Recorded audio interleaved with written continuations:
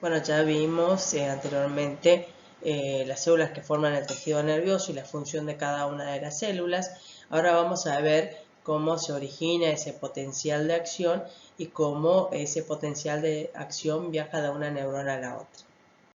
Bueno, acá hay una imagen que representa que la membrana neuronal, cuando está en reposo, está polarizada, o sea, hay más cargas negativas en el interior y más cargas positivas en el exterior. O sea, hay una diferencia en el potencial eléctrico de menos 90 milivoltios en el interior y más 30 milivoltios en el exterior. ¿A qué se debe esto? Bueno, primero que siempre los iones se mueven a favor de un gradiente de concentración. O sea, la tendencia es que los iones, el potasio que está más concentrado en el interior, tienda a salir, ¿sí? Porque está más concentrado en el interior.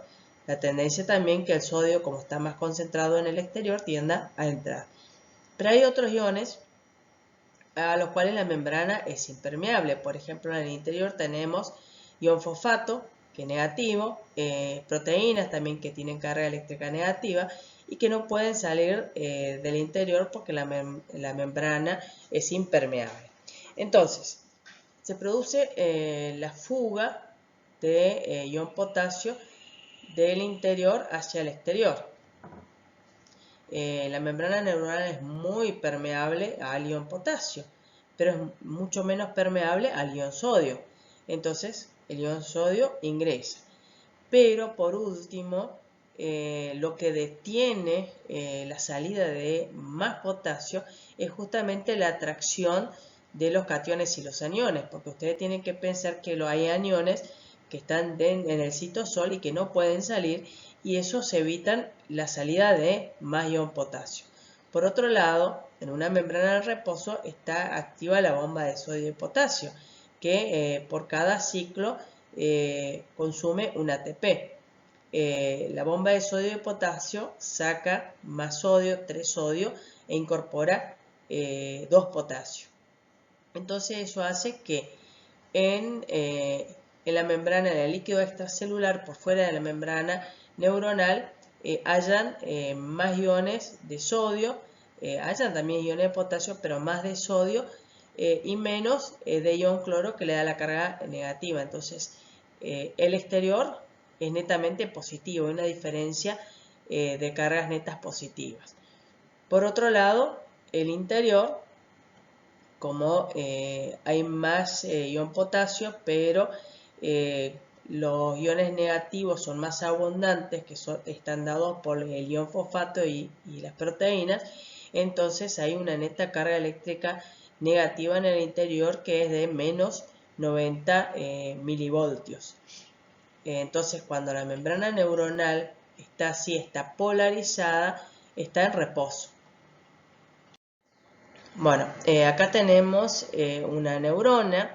Tenemos que pensar de que en esta neurona se tiene que generar un potencial graduado en los receptores, y ese potencial graduado va a viajar a través de las dendritas, cuerpo neuronal, y de ahí le va a llegar al cono axónico, donde se puede o no generar un potencial de acción. ¿Por qué se puede generar un potencial de acción a partir del cono axónico en todo el axón? Porque en la membrana del axón tenemos canales rápidos de sodio y de potasio, pero que tienen compuertas de activación e inactivación que están reguladas por voltaje.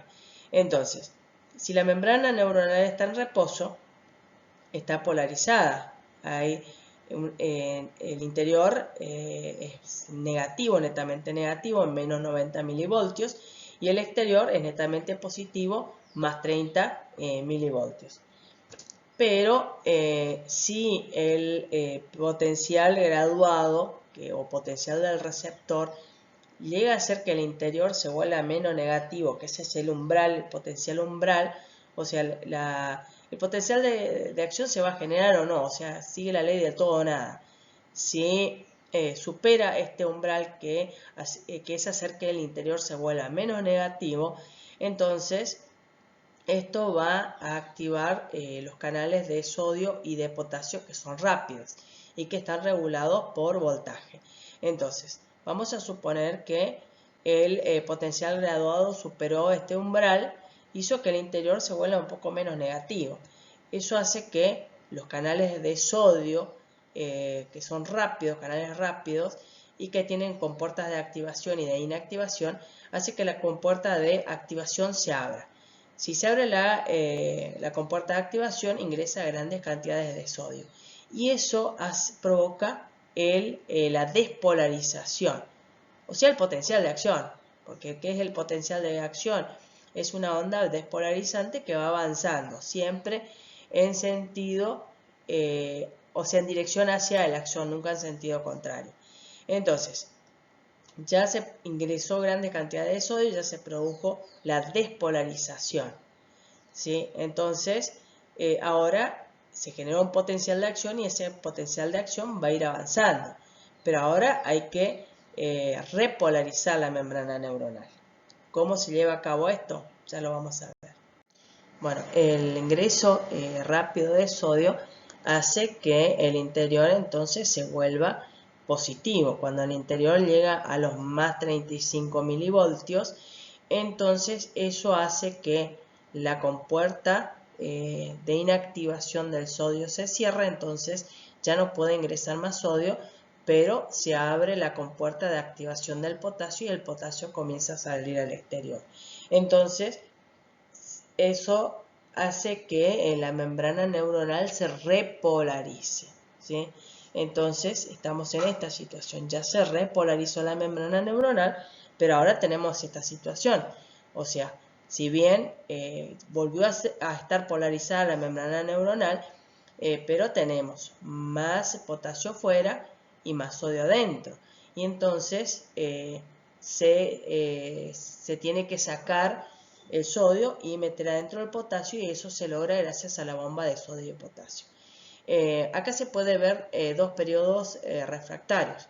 Un periodo refractario absoluto, donde por más que estimulemos a la membrana neuronal no vamos a lograr que se despolarice, porque no se puede despolarizar algo que ya está despolarizado. Y por otro lado, detrás tenemos esto de franja amarilla, es un periodo refractario relativo. ¿Qué significa esto? Que si el estímulo es lo suficientemente potente, se puede despolarizar, porque acá tenemos la situación que tenemos el potasio, más potasio fuera y más sodio adentro. Pero recuerden que para que vuelva a estar en reposo, la bomba de sodio y potasio tiene que sacar el potasio sacar el sodio hacia afuera y meter el potasio hacia adentro. Y eso se logra gastando energía a través de la bomba de sodio y potasio ATPase. Bueno, vamos a ver la diferencia entre el potencial graduado, también conocido como potencial del receptor, con el potencial de acción. O sea, el potencial del receptor o potencial graduado se va a originar en las dendritas o en el cuerpo, pero viaja por todas las dendritas, por todo el cuerpo hasta el cono axónico. Y en el cono axónico es donde se va a originar el potencial de acción, que va a viajar por todo el axón, y la velocidad a la que va a viajar va a depender del diámetro del axón y también si está o no mielinizado. Entonces se va a continuar por los dendrones y los botones terminales. ¿Qué fenómenos pueden originar potenciales graduados? Pueden ser fenómenos físicos, como por ejemplo en el oído tenemos las células ciliadas que al moverse abren canales lentos de sodio. Como son canales lentos de sodio, o sea, van a cambiar, van a producir un cambio eléctrico en el interior de la membrana, pero no va a llegar a ser un cambio tan drástico que haga que el interior se vuelva positivo. Y recuerden de que ese potencial graduado puede ser despolarizante o hiperpolarizante. Ya les voy a explicar en qué consiste. Bueno, pero la cuestión es que ese potencial graduado tiene que llegar a cierto umbral, por ejemplo, a menos 60 milivoltios, como para que se genere el potencial de acción. Acá, por ejemplo, tenemos cómo ciertos fenómenos físicos pueden generar el potencial graduado o potencial del receptor. Acá tenemos las células ciliadas del oído interno, y los movimientos abren los canales lentos de sodio, entonces hace que el sodio ingrese lentamente y que el interior cambie de menos 90 milivoltios a menos 60 milivoltios. Lo mismo pasa con los corpúsculos de Pacini que responden a la presión. Pero también hay fenómenos químicos que pueden generar potenciales graduados, porque hay que pensar de que no solamente los potenciales graduados se van a originar en los receptores.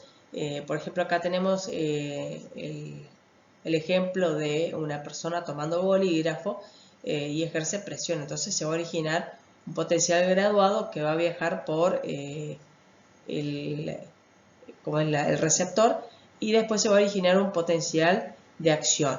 Pero acá en la interneurona, recuerden que esa neurona sensitiva va a hacer sinapsis con una interneurona. Y entonces también en las dendritas de la interneurona, porque va a haber liberación de ciertos mensajeros químicos que son los neurotransmisores.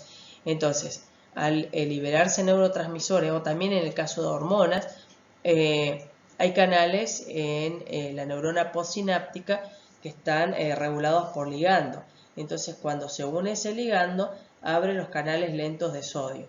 Y eso hace que también haya un cambio en la polaridad del interior de la neurona.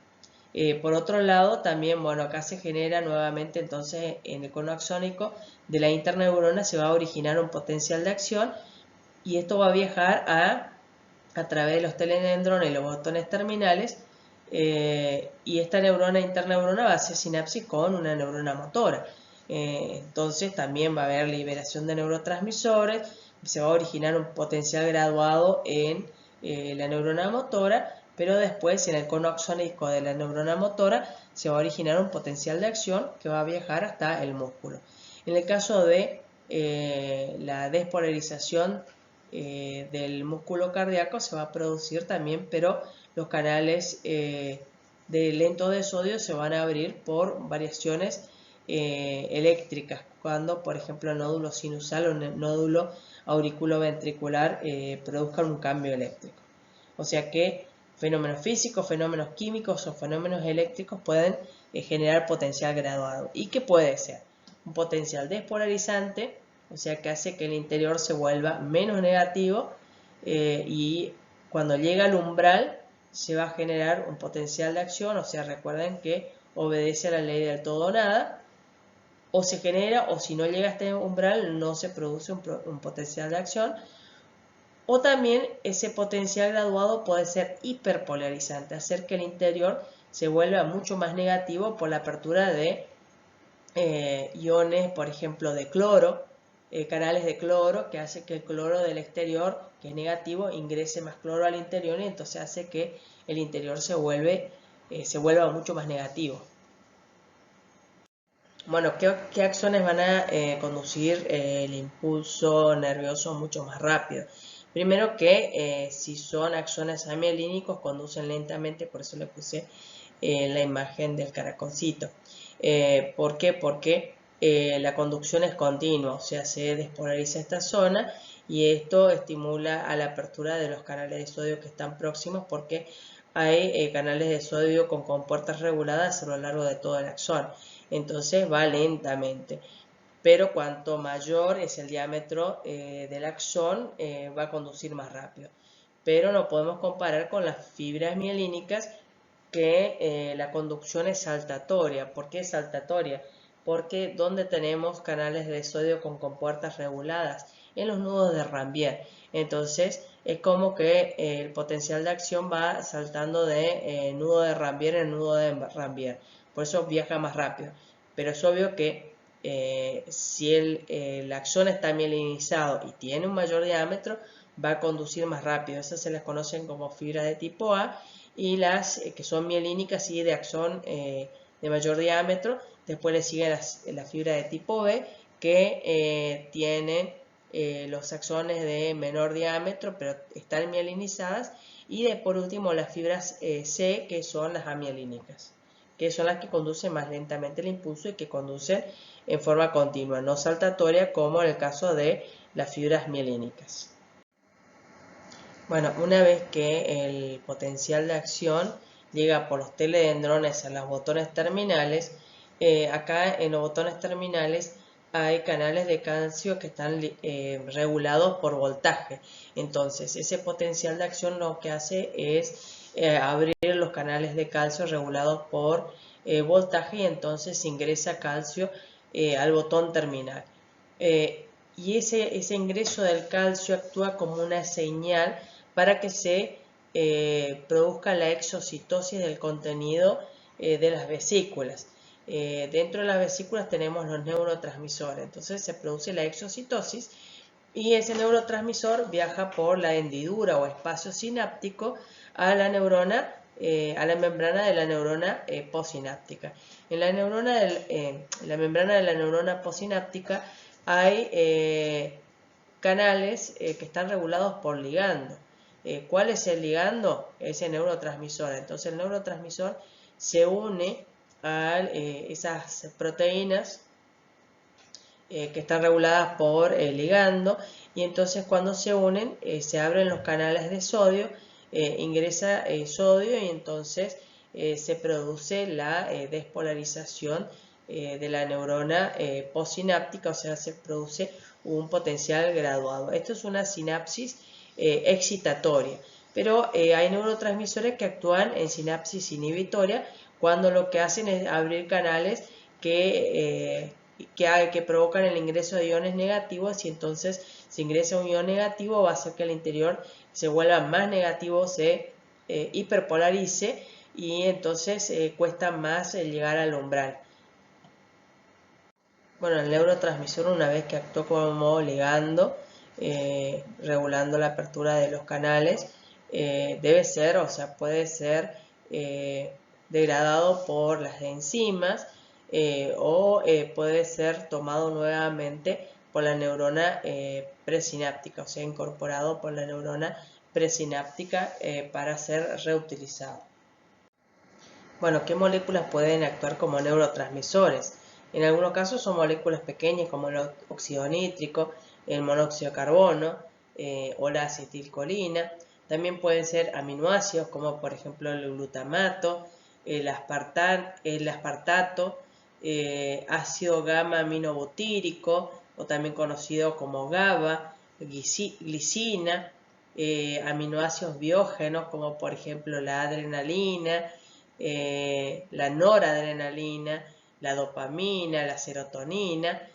También pueden ser purinas o también neuropéptidos como la sustancia P. Bueno, en el sistema nervioso se ha notado una capacidad de regeneración limitada de las neuronas. O sea, en el sistema nervioso central prácticamente las neuronas no se regeneran. En cambio, en el sistema nervioso periférico se ha observado regeneración de las neuronas cuando solamente la zona dañada es el axón, mientras que mantengan dendritas y el cuerpo intacto. Y mientras tanto que no se forme tejido cicatrizal antes.